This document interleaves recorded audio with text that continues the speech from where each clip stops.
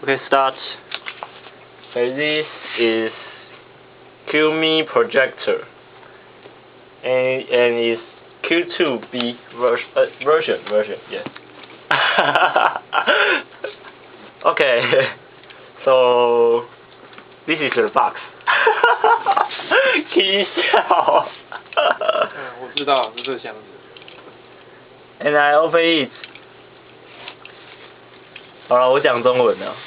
我从那个某个展览，然后投稿拿到这个奖品的。然后其实它已经算是蛮久的一个 version， 就是版本。我有网络查过，评价没有说很好，因为它流明数不够高。本来是想拿去卖掉的，只是想一想还是自己用好了。对 ，OK。然后这是第一次录开箱文，所以衣服也随便穿一穿的啦。刚洗好澡，对。你笑屁呀、啊！震惊！不用啊，不用那么震惊，这又不是评测文。我之前其实买那个 KCC 的时候，也有想要录过开箱文。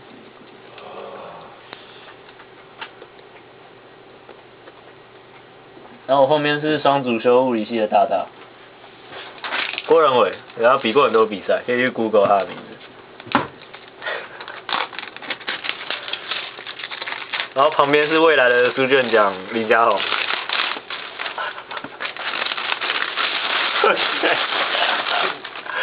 好，我拆完这个东西，我随便拆一拆，对，有没有看到？对，随便拆一拆的。然后这个是它的盒子。我听说它是光学镜面，所以手会有很容易沾指纹这样。那我现在要打开它了，怎么开？怎么开？哦，这边找到了，对，这样子，然后把它打开。OK， 投影机来了，而且它是黑色的，然后上面有一些环保爱地球的一些话语，简体中文、日文，然后繁中嘛，台湾人是不是？然后一些奇奇怪怪的英语系国家的语言。OK， 那我把它打开，下面有蛮多配线的，我之前就在网络上看过别人开啊，这套有很多，蛮有趣的。它有附那种 Apple 用的线，我根本没有苹果的东西，我也不是果粉啊，对。我旁边有果粉林家宏，未来的果粉。OK， 这个是什么？这个是什么？我不知道。有一个小遥控器，然后还有一个，这应该是说明书吧，还是光碟？它要驱动吗？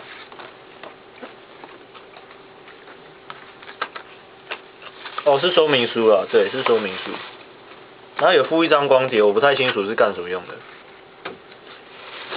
OK， 这一间我有在资讯展看到啊，它蛮不起眼，然后有修 girl 的时候人就很多，没修 girl 的时候就没人。对，我这边有附这个比较好拉起来。OK， 好，这个就是投影机，它真的超级轻的，看一下。林家宏要不要拿一下？OK， 好，我拆完了，它里面已经空了，可以看到它已经空了，没错，里面长这样子，然后外面的盒子是这样子 ，OK， 好，然后我们可以看一下它有什么配件吧。其实它盒子最外面这边有写，它支援 iPad 嘛 ，iPhone、iPad， 反正就 i 系列的，对，就果粉系列的。然后这里有一些有的没有的线，我应该不会全部用到啦。他听说他这台机器他有去设计，就是他的目标不是一般投影机，他目标是想要让别人能够随身携带使用。然后这边这个应该是充电器，这样，这应该很明显的，它就是充电器。OK， 然后它这是一个皮套，这未来应该蛮常会使用到的。我就先不打开它，这样放着。然后这个是萤幕接线，好小一条哦，它为什么要做成这样？这等一下再说好了。萤幕接线，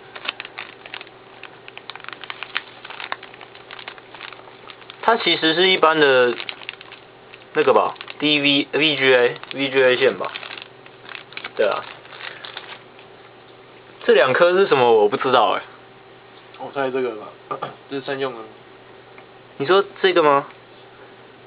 这2颗我真的不知道是什么东西，我也没有在人家开箱的时候有特别讲过这2颗。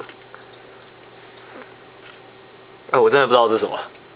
好，就我之后知道在文章下面 po 一下好了。然后这个就跟这个是一样的啦，这2个就是那个电源线嘛。到底有没有录到？有 ，OK， 好。然后这个是看起来是果粉系列在用的。哈希德米也不是啊，我讲错了。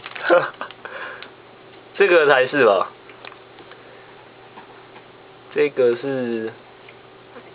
也不是，是这个 HDMI cable。应该有，我觉得这2个应该是有苹果在用的，这我倒是不清楚。应该，反正我也不会用到，暂时之间不会用到，等 iPad 5出来才有机会吧，不然就小绿果粉帮我买一下。OK， 然后这个是投影机，迟早要开的啊，所以我就不犹豫了，直接把它打开吧。